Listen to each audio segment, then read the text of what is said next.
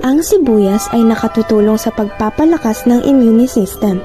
Ito ay may taglay na antioxidants na lumalaban sa sakit at nakakababa rin ito ng blood pressure at blood sugar.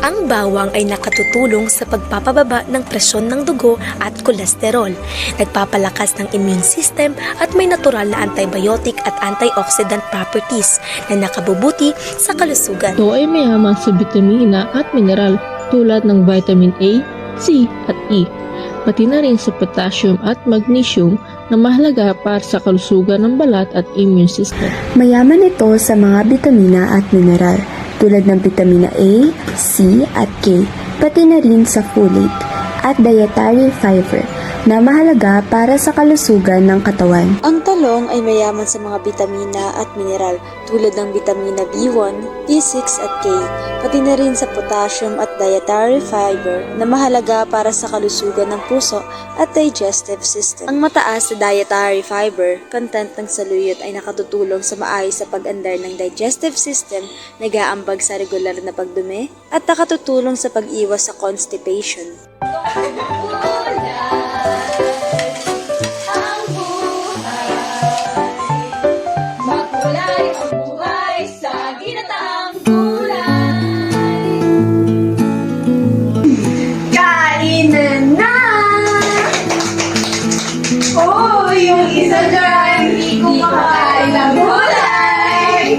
Ganyan kakain ng sige ng gulay kasi talaga namang ang ating ulam for today ay ginataang gulay! At hindi lang to basta ulam. Ito'y maraming benepisyo. Tsaka si Rosay pa ang nagluto.